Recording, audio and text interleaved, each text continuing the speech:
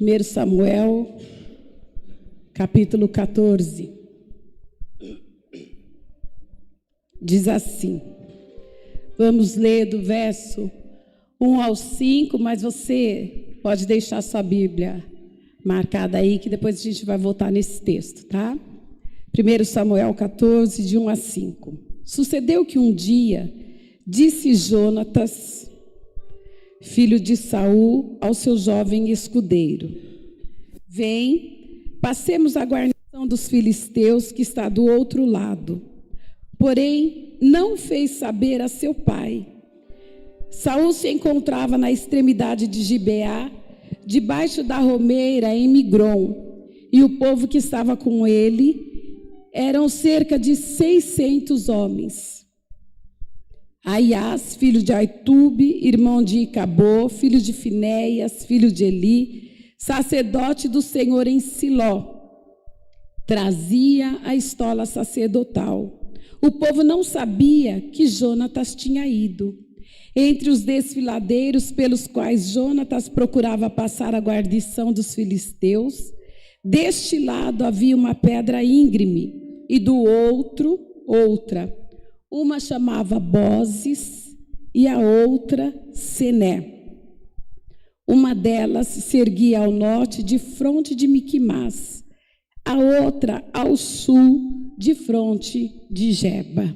Amém? Agora eu quero que você abra lá em Jeremias. Jeremias no capítulo 29. Jeremias 29, o verso 11, diz assim: eu é que sei que planos tenho a vosso respeito, diz o Senhor, planos de paz e não de mal, para vos dar o fim que desejais. Eu é que sei os planos que tenho a vosso respeito. Tudo na vida é planejado. E uns tempinho atrás Deus me deu essa palavra que me chamou muito a atenção. Porque nós planejamos a nossa vida, nós planejamos todas as nossas coisas, planejamos o nosso casamento, os nossos estudos, a nossa faculdade, nós planejamos a nossa profissão e planejamos nos casar. E para casar você planeja a festa, você tem que planejar o vestido de noiva, os padrinhos, tudo você faz planos. E nós planejamos, depois que nos casamos, ter filhos. Então, nós planejamos ter filhos. Mas nós planejamos comprar uma casa também. Muitas vezes, antes de ter o filho, a gente quer ter a casa. E planejamos um carro. E planejamos o filho. E quando o filho nasce, a gente planeja os estudos do filho. E eu falo assim que tem um período da nossa vida, pelo menos eu penso assim, que tem um período na nossa vida que a gente abre mão de muitas coisas em favor dos nossos filhos. A gente abre mão de ter, de fazer, porque a gente precisa dar para o filho. E nós vamos planejando todas as coisas, e tudo na vida é planejado. Só que todos os planos que nós fazemos têm um preço. Nada vem de graça. Tudo que a gente planeja fazer tem um preço. A gente planeja comprar uma roupa para ir numa festa, mas a gente tem que pagar o preço pela roupa. Não está à venda não, viu, gente? É só uma demonstração. Então, a gente planeja comprar essa roupa, planeja comprar o sapato, e nós vamos fazendo os nossos planos. E muitas vezes nós não entendemos que para chegarmos lá, a adquirir os planos, os projetos, os nossos propósitos, nós temos que passar pelo processo. E o que acontece?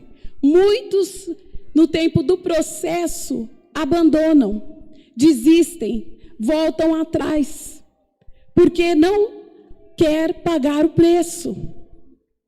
E tudo há um preço a ser pago. Mas por que muitas vezes nós, no meio do processo, desistimos? entra, parece que minhoca na cabeça, como se diz o ditado. Parece que dá um curto. E a gente para de pensar com lucidez. E isso acontece porque nós não temos os nossos planos alinhados com os planos de Deus. E Jeremias diz isso. O Senhor está falando, eu é que sei os planos que tenho a vosso respeito. Mas o ser humano tem uma tendência de fazer planos, planeja a compra, planeja a troca, e depois que faz, começa a viver o processo, a dificuldade, e aí ele começa a orar, achando que Deus tem a obrigação de abençoar. Ele não pediu a orientação de Deus. Ele não perguntou se era o plano de Deus. Mas agora, vivendo o processo, ele acha que Deus tem a obrigação de planejar, de abençoar, mesmo que não tenha sido um plano de Deus. E nós precisamos entender, podemos sim fazer planos, mas os nossos planos têm que estar alinhados aos planos de Deus. Por isso que o Senhor fala também, eu é que sei os planos que tenho a vosso respeito. Então, nós precisamos entender que o processo ele vem acompanhado do preço. Nada é de graça. E todos os nossos planos têm uma etiqueta pendurada. Já viu etiqueta de promoção? Quando a gente vai numa loja, tem as etiquetas, né? Ou às vezes é uma bolinha que está na etiqueta vermelha, verde, amarela. Cada uma tem uma porcentagem de desconto ali. E quando nós olhamos aqui para essa história, Saul era rei em Israel e eles vinham de guerras constantes com os filisteus. Os filisteus eram um povo violento, de muito armamento para a guerra. E não havia espadas, não havia lanças no meio dos israelitas, porque os filisteus tinham matado todos os homens que produziam as lâminas, as lanças. Lá no capítulo 13, se você tiver com a sua Bíblia aí, 1 Samuel 13, o versículo 19 diz assim, ora, em toda a terra de Israel, nenhum ferreiro se achava, porque os filisteus tinham dito para que os hebreus não façam espada nem lança. Então, não tinha armas de guerra para que eles lutassem. E Jonatas, ele era filho de Saul, ele era um homem de guerra, ele era valente, eu creio que ele era temente a Deus. E ele estava inconformado com aquela situação de só derrota, de perdas, de sofrimento. E os israelitas, os hebreus aqui, eles tinham tanto medo que eles se escondiam em túmulos, em cavernas, em cisternas. Lá no capítulo 13 ainda, no versículo 5, diz assim, reuniram-se os filisteus para pelejar contra Israel, 30.000 carros e 6.000 cavaleiros, e povo em multidão como a areia que está à beira-mar, e subiram e se acamparam em Miquimás, ao oriente de Bet-Aven. Vendo, pois, os homens de Israel, que estavam em apuros, porque o povo estava apertado, esconderam-se pelas cavernas, pelos buracos e pelos penhascos, e pelos túmulos e pelas cisternas. Também alguns dos hebreus passaram o Jordão para a terra de Gade e Gileade, e o povo que permaneceu com Saul, estando este ainda em Gigal, se encheu de temor. Essa era a condição dos hebreus, fugindo de medo, se escondendo. Quantas vezes, nas nossas situações, nós temos essa atitude? Ao invés de enfrentarmos uma luta, de tomarmos uma decisão, de resolvermos um problema, nós nos escondemos. Escondemos, muitas vezes, atrás da dor, atrás da mentira. Fugimos, porque não queremos ter um confronto, então inventamos desculpas, e eu falo, toda desculpa é uma mentira, porque a desculpa é uma mentira que você inventa primeiro para você mesma, e depois para o outro. E muitas vezes nós estamos fugindo da guerra, fugindo daquilo que é responsabilidade nossa, que é compromisso nosso. Então Jonatas, ele olha essa situação e ele decide ir atacar a guarnição dos filisteus. E o que é uma guarnição? É um lugar onde os soldados ficam ali permanente para a proteção de um local. E Jonatas olha aquilo lá e ele fala: não, eu vou atacar essa guarnição. Vou chamar o meu escudeiro e nós vamos lá. Só que toda guarnição, ela tem um lugar estratégico, porque é um lugar de defesa. E essa guarnição dos filisteus estava entre dois penhascos íngremes. Ficava no meio deles. Então, para chegar lá, eles tinham que escalar esses penhascos. Eu estava pesquisando a respeito desses penhascos, diz que eles tinham pontas pontiagudas, como se fossem dentes pelo penhasco. Era muito difícil e eles eram penhascos muito verticais. E diz a Bíblia que um se chamava Bozes e o outro Senés. Um deles se erguia ao norte de Miquimás e o outro ao sul, diante de Geba. Miquimás estavam os filisteus e Geba estava Saul com o povo. Miquimás significa lugar protegido, lugar guardado. Então, nesse lugar protegido, nesse lugar guardado, estavam os filisteus, acampados ali entre esses dois penhascos.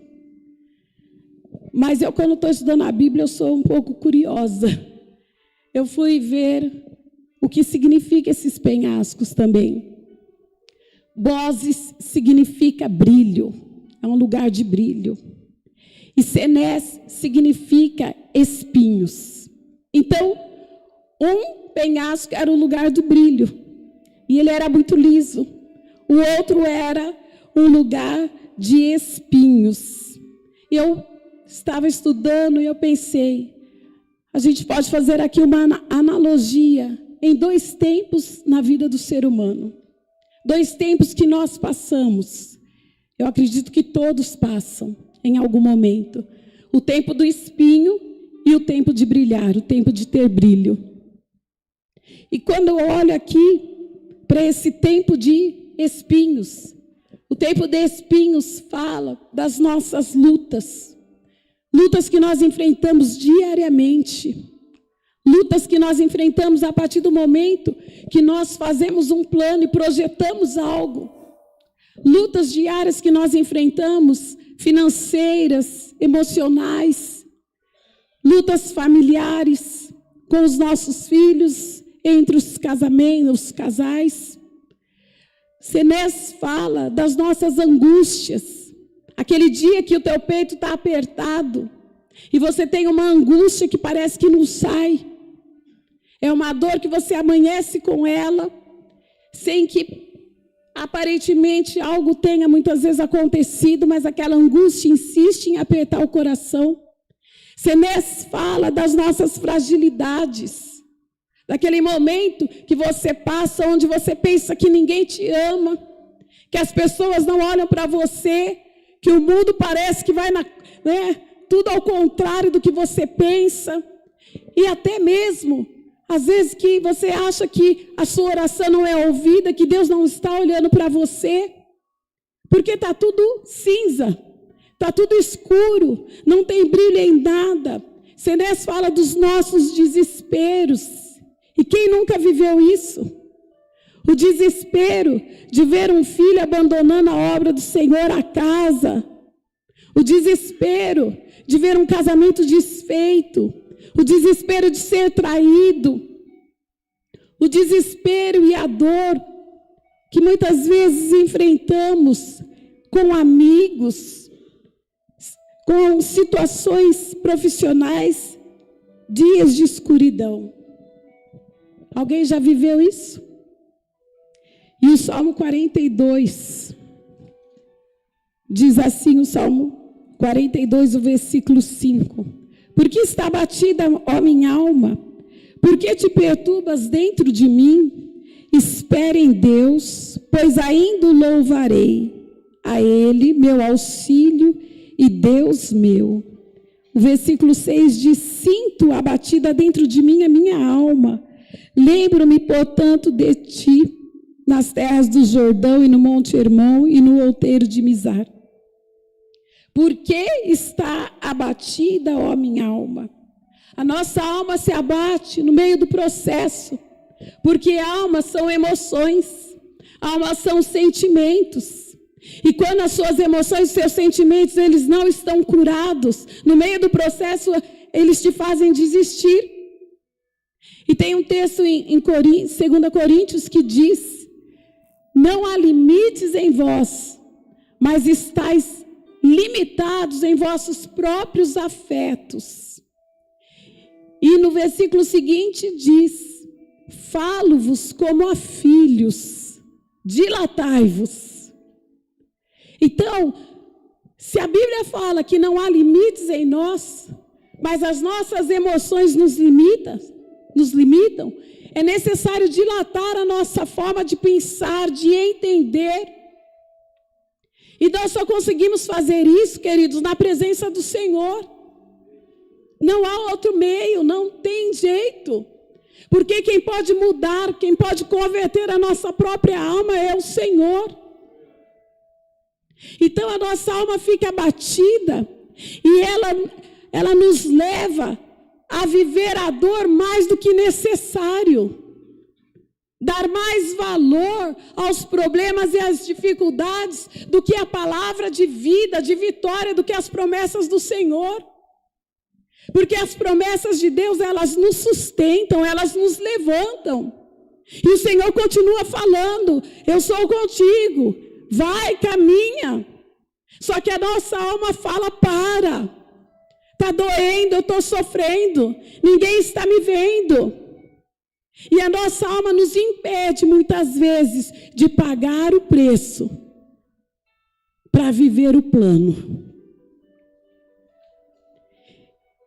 E no processo, nós temos que entender que nós precisamos pagar o preço. Vou pedir meu ajudante para vir aqui. Há preços a serem pagos. Olha, pastor Rony, você se livrou, que eu ia falar para você vir também, mas eu não tive tempo durante a semana de te ligar. Aí eu falei: Valfeli, vai você. O primeiro preço no processo a ser pago é o preço, pode vestir. Quando você está no processo, você tem que pagar o preço.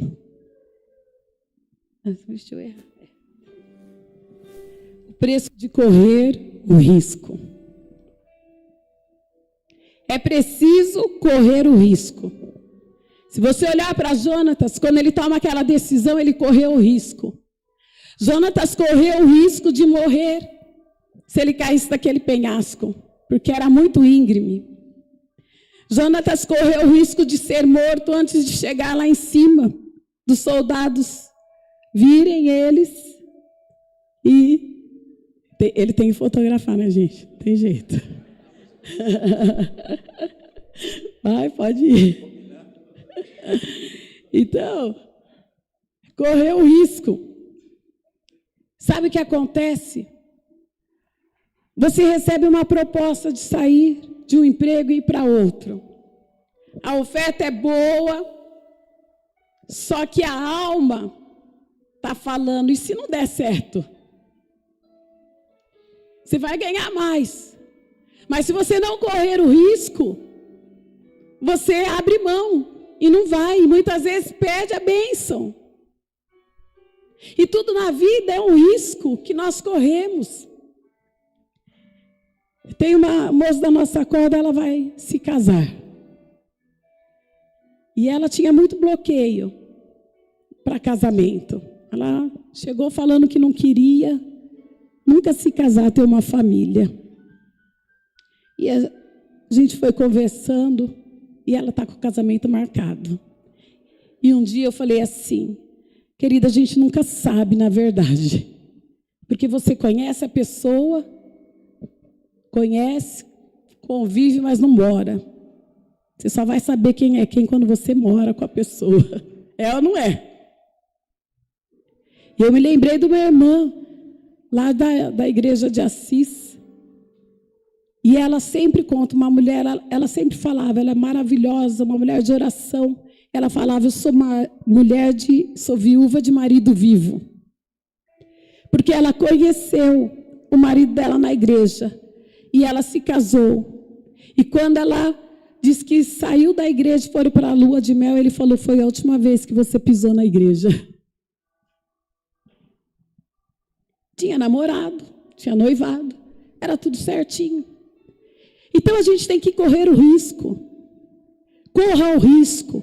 Corra o risco de ser feliz. Corra o risco de aproveitar as oportunidades. Corra o risco naquilo que te dá medo, se é mudar de emprego, se é para melhorar, se é na sua vida espiritual, e você entrega a sua vida para Jesus, corra o risco de perder amigos, porque muitas vezes você vai perder. Corra o risco de muitas vezes você ter um familiar que não concorda com a tua fé e que vai se opor a você, mas corra o risco de servir a Deus. Corra o risco, porque se você tem o seu plano alinhado com o plano de Deus, você vai correr o risco, mas você vai chegar lá. Porque Deus vai te abençoar. O processo precisa correr o risco para viver o plano de Deus. E em segundo lugar, como nós pagamos preço de todas as coisas, no processo nós enfrentamos os espinhos. Não sei se foi aqui que eu falei outro dia. Quem já pegou uma planta de cactus? Já ficou com o espinho na mão? Gente, eu acho que não tem espinho pior que aquilo lá. Porque ele entra e você não enxerga para tirar. Só que qualquer lugar que você encosta, aquilo te cutuca. Não é?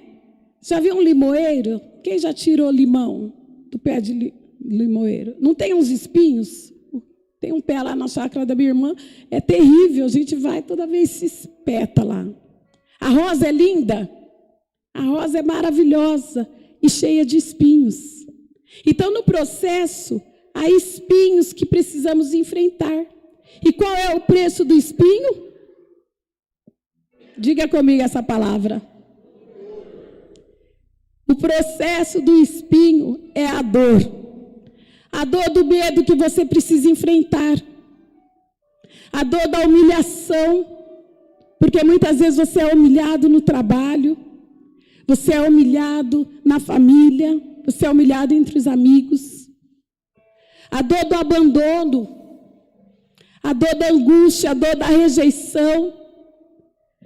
A dor da solidão. Porque muitas vezes você tem que enfrentar a solidão. E às vezes Deus nos permite ficar sozinhos para Ele nos tratar, para Ele nos curar. Para Ele falar que mesmo durante a dor, no meio dos espinhos, Ele é com a gente.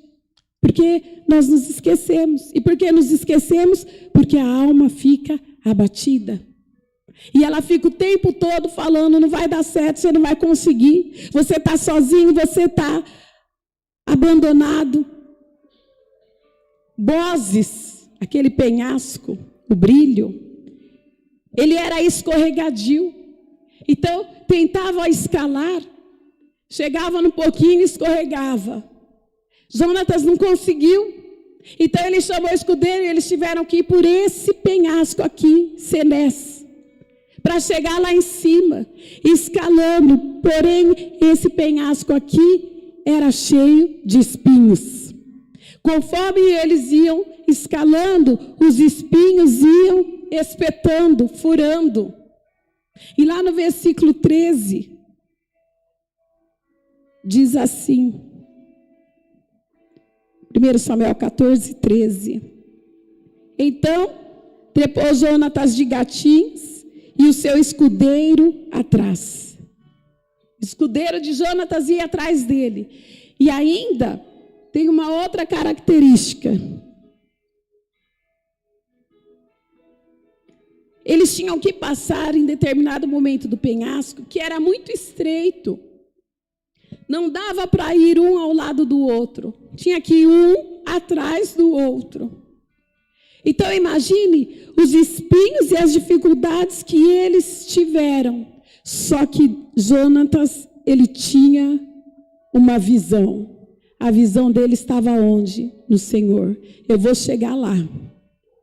Porque basta da humilhação, basta do povo estar se escondendo em cavernas, em covas, basta dessa humilhação.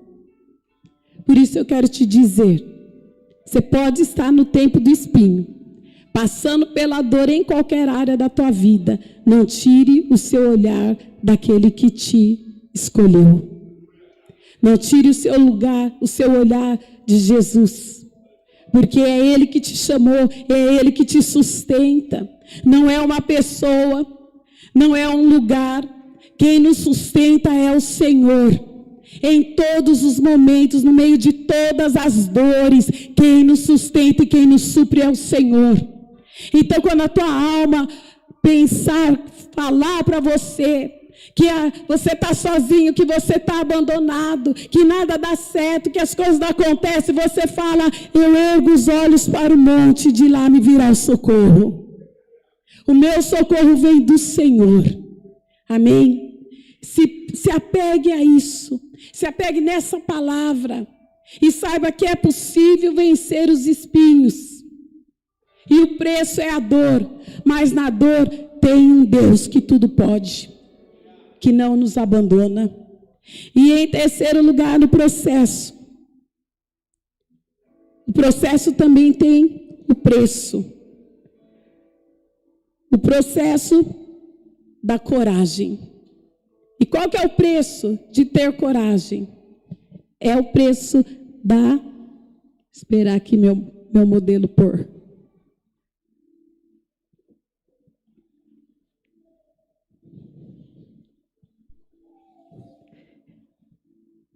Que está escrito aqui? Entrega. O processo da coragem, o preço é a entrega. Nós lemos lá no versículo 1, que Jonatas chama o escudeiro e ele fala, nós vamos subir. E ele não contou nada para Saul. Por que ele não contou para Saul? Porque quem sabe Saul fosse falar para ele, não, você não vai. É perigoso. Ou quem sabe, ele ia ter uma outra, não, vamos pensar de outra forma, vamos fazer de outro jeito. Então, Jonatas, ele se entregou àquele plano. Ele não falou nada para o seu pai, porque ele não queria ouvir um não. Mas ele queria viver o plano de Deus. Tudo que você tentar fazer, precisa haver uma entrega completa. Se você quer servir a Deus, tem que ter uma entrega completa, não dá para ser mais ou menos. O mais ou menos Deus vomita, porque é o morno. Não dá para falar, hoje eu quero Deus, mas amanhã eu quero o mundo. Não dá para falar, hoje eu quero orar, louvar, me santificar, mas amanhã eu estou com o meu coração todo cheio de ódio, todo amargurado, todo em pecado. Não dá. Tem que haver uma entrega total. Se você quer mudança na sua vida, tem que haver uma entrega total. Você está no seu trabalho, faça o melhor.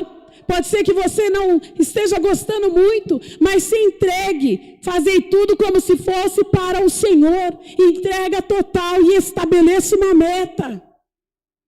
E alinhe essa meta com o Senhor, para que Ele te edifique, te mude e te sustente no meio do processo. Você quer estudar para passar em concursos? Tem que haver uma entrega. É fácil passar em concurso, queridos? Não. A concorrência é muito grande. E quem vai vencer? Aquele que se entregar completamente. Entrega. Quer salvar o seu casamento? Tenha uma entrega completa, de buscar ajuda, de ceder, de abrir mão. Entrega do seu orgulho, entrega das mentiras, entrega das desculpas. Tem que haver uma entrega.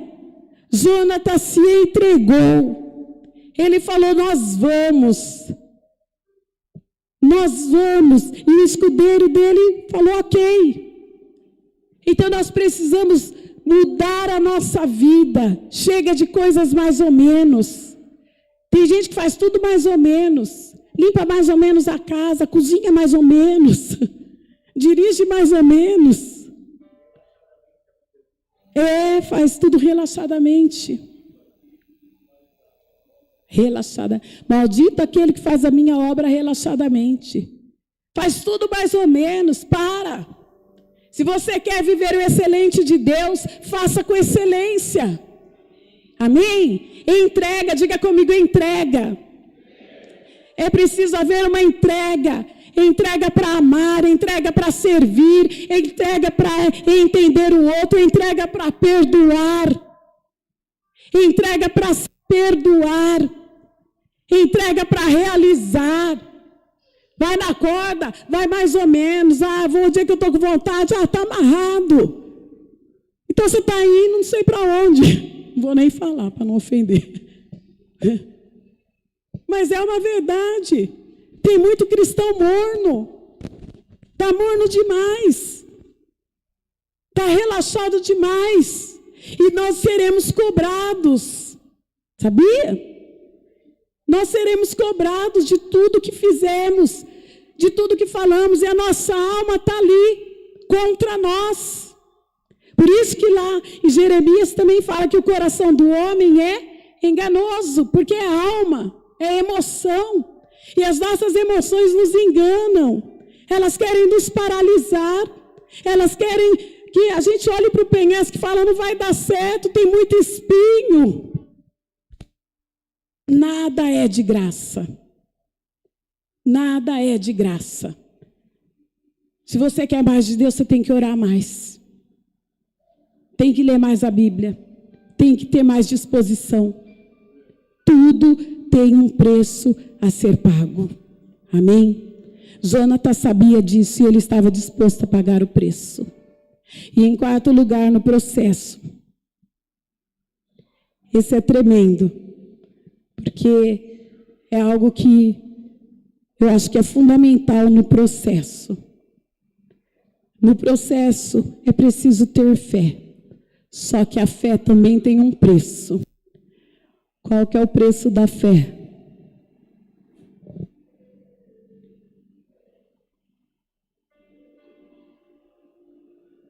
O preço da fé é certeza, convicção. Olha lá no versículo 9, do capítulo 14. Se nos disserem assim: parai até que cheguemos a vós outros, então ficaremos onde estamos e não subiremos a eles. Porém, se disserem: subi a nós, então subiremos, pois o Senhor nos entregou nas mãos. Isso nos servirá de sinal. Dando-se, pois, ambos a conhecer a guarnição dos filisteus, disseram estes: eis que já os hebreus estão saindo dos buracos em que se tinham escondido. Os homens da guarnição responderam a Jonatas e ao seu escudeiro e disseram: subi a nós, e nós vos daremos uma lição. Disse Jonatas aos escudeiros: sobe atrás de mim, porque o Senhor os entregou nas mãos de Israel. Amém? Jonatas, ele ora e ele pede um sinal para Deus. Nós vamos ter isso como um sinal. É preciso ter certeza, é preciso ter convicção dos planos de Deus, da vontade de Deus, da verdade de Deus para a nossa vida. Porque quando nós estamos alinhados, essa certeza nos impulsiona. Essa certeza nos leva a caminhar. E a fé, ela agrada a Deus e move o coração de Deus ao nosso favor. Olha lá em Hebreus no capítulo 11. Hebreus 11.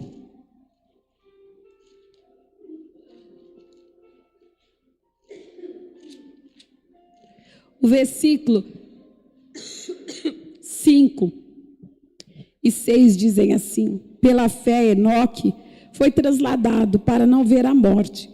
Foi achado porque Deus o trasladara, pois antes da sua transladação obteve testemunho de haver o quê? Agradado a Deus. Diga comigo, eu preciso agradar a Deus. E o versículo 6, de fato, sem fé é impossível agradar a Deus, porquanto é necessário que aquele que se aproxima de Deus creia que Ele existe e que se torna galardoador do que os buscam.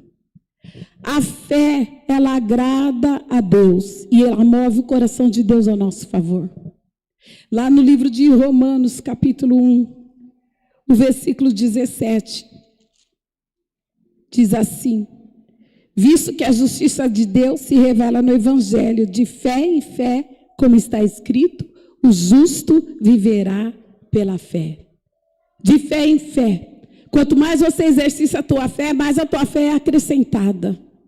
E quando você é acrescentado em fé, mais disposição você tem para vencer o processo, para pagar o preço.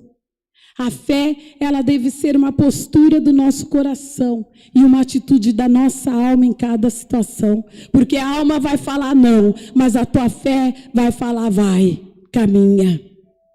Então a fé é uma decisão. Eu decido crer incondicionalmente. Eu decido crer que o Senhor é comigo. Jonatas, ele decidiu crer porque ele queria mudar aquela situação. E quando nós cremos, o Senhor tem poder para nos livrar. Amém? E em quinto lugar, no processo. O processo é preciso ter fidelidade. Só que há um preço da fidelidade também. Enquanto nós vemos aqui que Jonatas tinha fé, nós vemos essa outra característica da fidelidade no escudeiro de Jonatas. Qual que é o preço da fidelidade? Cumplicidade, aliança. Diga comigo, cumplicidade, aliança. Só é fiel quem tem aliança, quem tem cumplicidade. Só é fiel ao marido, à esposa, aquele que tem cumplicidade e aliança. Sabe por quê? Eu fiquei pensando. Fidelidade é o que na Bíblia? Onde está essa palavra? Lá no fruto do Espírito, em Gálatas 5. Então, quem não tem o Espírito não é fiel, porque nós só nos movemos no Espírito assertivamente. Assertivamente a gente só consegue realizar e vencer o processo se nós tivermos o Espírito Santo. E fidelidade é fruto do Espírito. Então seja fiel. Seja fiel à sua esposa, ao seu marido. Seja fiel aos seus pais, ao seu filho. Seja fiel ao seu patrão. Seja fiel à sua igreja. Seja fiel ao pastor. Tem muita infidelidade no meio do povo de Deus. Seja fiel às pessoas que você ama.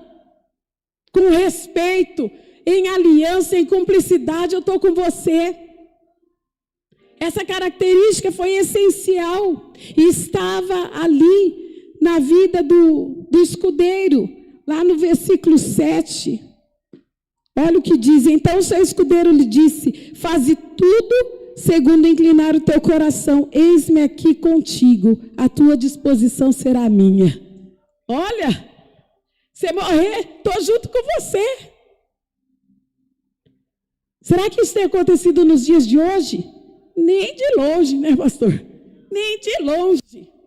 Por qualquer coisa a gente abandona. Porque qualquer fragilidade da alma, a gente trai. A gente se dói.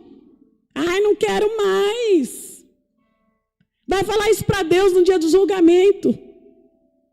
Sabe, Senhor, eu não tive disposição para pagar o preço, Senhor. Me perdoa. Sabe o que ele vai falar? Afasta-te de mim, não te conheço. Porque você teve todas as oportunidades. Você ouviu na cada palavra que foi ministrada, ouviu na corda. Você não quis. Você fez a opção, você quis pagar outro preço, o preço da mentira, o preço do diabo. Então afasta-se de mim. E às vezes a gente está achando que o evangelho é um evangelho de facilidades e não é. O caminho é estreito. Por isso que Jonatas e o escudeiro foram. Havia fé suficiente em Jonatas, mas havia fidelidade suficiente no escudeiro. E o que acontecia? Conforme Jonatas foi subindo, o filisteu vinha e ele se abaixava, e quando ele se abaixava, o escudeiro lançava lá e matava. Está lá no texto. Fé e fidelidade são necessários no meio do processo. Então, reveja os seus valores. Reveja os preços. Você está achando que está pesado demais? Reveja. Reveja assim o teu preço. Você está achando que está caro demais? Ou será que é a tua alma que está falando muito? Por quem está abatida a minha alma? É tempo de falar, cala-te, alma, deixa eu andar no Espírito. Porque o nosso Espírito se relaciona com o Espírito Santo. E a nossa alma se relaciona com a nossa carne, com as nossas vontades. Então é tempo de falar, Senhor, eu quero me relacionar. A Bíblia diz, ser fiel até a morte e dar-te-ei a coroa da vida, lá em Apocalipse. A Bíblia ainda fala no Salmo 18, ao fiel te revelas fiel e irrepreensível. E ao irrepreensível te revelas irrepreensível. E ao puro te revelas puro. Mas com o perverso reages à altura. E tem gente que está andando contra a mão da palavra de Deus e está achando que Deus vai abençoar. É a mentira que está te levando para o inferno, querido. Que está te afastando da igreja. Que está te afastando do corpo, da comunhão. E nós estamos vivendo um tempo que cada dia mais nós necessitamos estar envolvidos com o corpo. Porque o corpo fortalece, por isso que o salmista fala que na comunhão dos santos Deus ordena a bênção. Essa história de que eu estou sozinha em casa ouvindo, mentira que te engana. Porque em casa não acha tempo para orar, não acha tempo para estar na presença de Deus, porque a vida é corrida, é agitada. E a gente se engana, porque o nosso coração é enganoso, a nossa alma, ela é frágil. E ela nos leva a pecar contra o Senhor. E em último lugar, no processo, nós precisamos ter um entendimento fundamental para chegarmos no nosso plano. Esse é o entendimento que nós precisamos ter. Qual que é o preço? O preço já foi pago. E qual foi o preço que foi pago?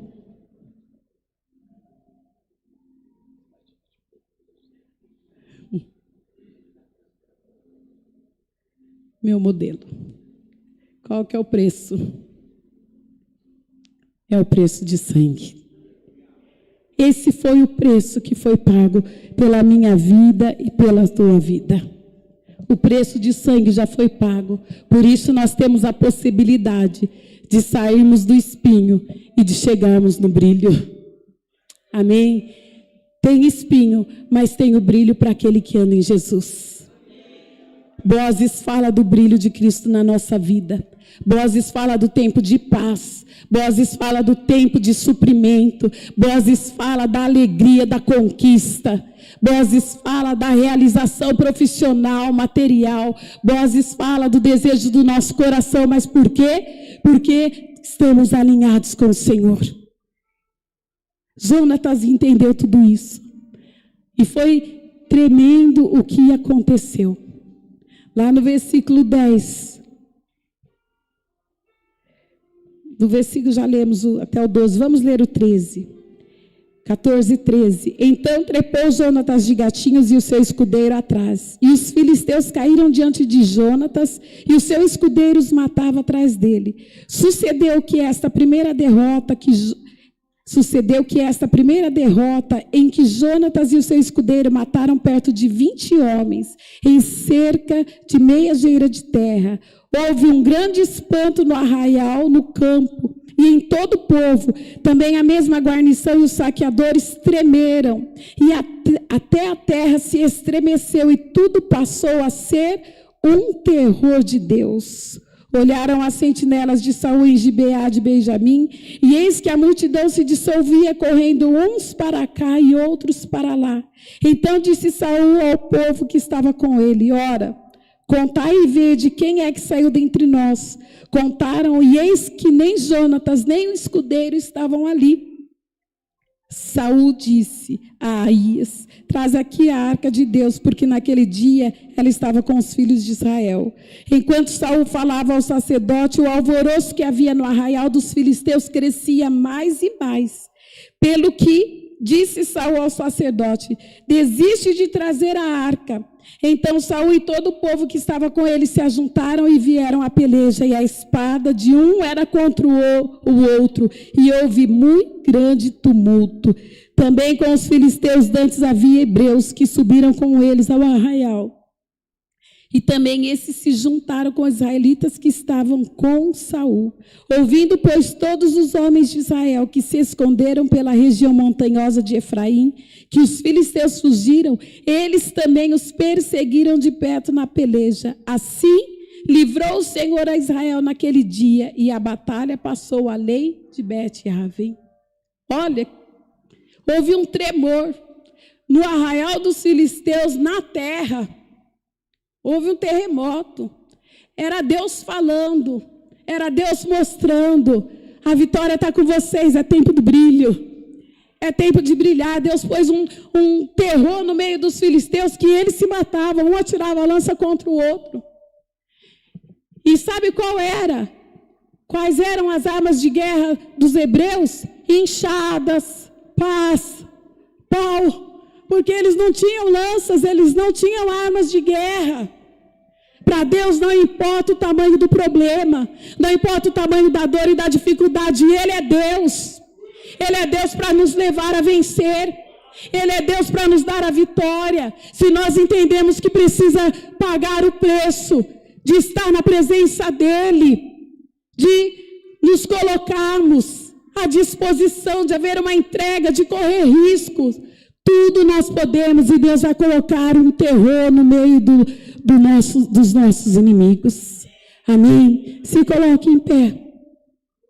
Deus quer fazer um terror no meio dos teus inimigos, e nós vamos orar. Comece a orar. Enquanto nós vamos cantar um louvor, você vai orar. Quais são as dores? Quais são os espinhos? Pede para Deus te acrescentar hoje em fé e em fidelidade. Pede para Deus abrir os caminhos para você, para que você possa entender que Ele é poderoso. Ele é poderoso para fazer infinitamente mais do que você tem pedido ou pensado. Feche os teus olhos, comece a orar. Não fique só na expectativa, mas ore. Ore e fale: Senhor, eis aqui as minhas dores,